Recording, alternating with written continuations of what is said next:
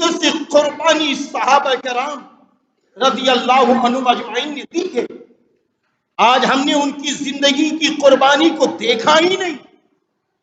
یہی وہ حضرت ابو بکر صدیق رضی اللہ عنہ ہے کہ جب محبوب نبی نے فرمایا تھا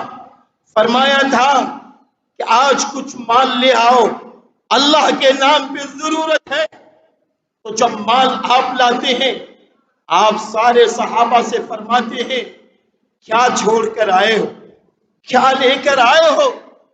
حضرت ابو بکر صدیق رضی اللہ عنہ سے بھی پوچھتے ہیں، حضرت عمر فاروق رضی اللہ عنہ سے بھی پوچھتے ہیں۔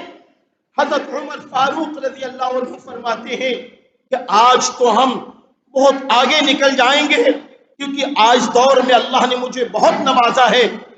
آپ نے فرمایا اے اللہ کے رسول، میں آدھا لے کر آیا ہوں، آدھا چھوڑ کر آیا ہوں۔